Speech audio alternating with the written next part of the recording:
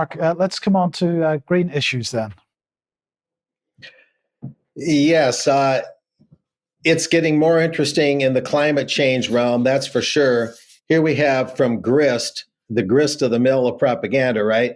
Scientists lay out a sweeping roadmap, not just any roadmap, for transitioning the U.S. off of fossil fuels, which is a moniker often attached to crude oil that isn't necessarily true. And we'll talk about that. And this refers to a National Academies of Science study. And we'll go on to the next slide to get further into that. So this isn't just any other study. This is the much ballyhooed National Academies of Science. So we got to get on bended knee here. This is all truth being spoken, of course. New report provides comprehensive plan to meet U.S. net zero goals and ensure fair and equitable energy transition. More of that globally sprinkled in there rather liberally.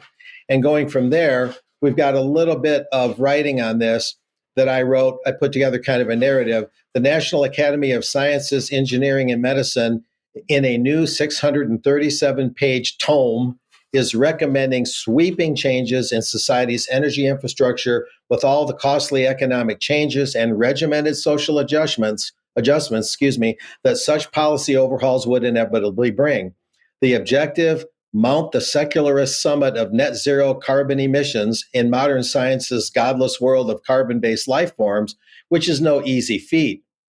While one wonders how to even accurately measure when that elusive atmospheric sweet spot is achieved and net zero is heralded as the new reality, the bottom line is that this outlook is based on a host of challengeable assumptions, I wrote, the most significant of which is the claim that crude oil, natural gas, and coal are actually fossil fuels, which I refer to as a hydrocarbon gruel cooked up in the earth via the excruciatingly slow decomposition of dinosaurs and other flora and fauna that thrived when the dinosaurs supposedly died off in a mass extinction some 65 million years ago.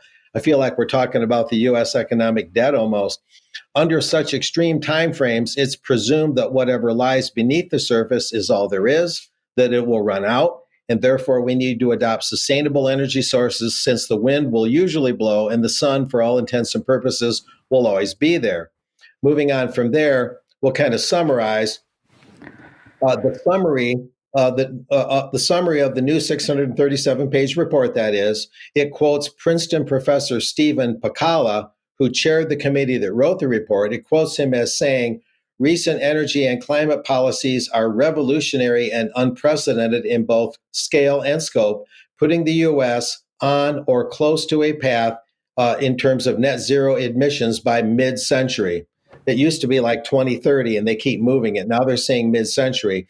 They are also designed to realize a fair and equitable energy transition, improve human health, big quotes there, and revitalize U.S. manufacturing, even bigger ones maybe. With so much at stake, the main challenge now is effective implementation of these policies. So they're getting a little impatient here. The report addresses how the nation can best overcome the barriers that will prevent a just energy transition. The report covers a broad set of societal objectives and technological sectors and includes over 80 recommendations targeting public and private sector engagement. As the summary of the report continues, low-cost energy technologies, legislative support, and the national focus on equity and justice, it says, have created the opportunity for the U.S. to meet urgent needs created by the climate crisis.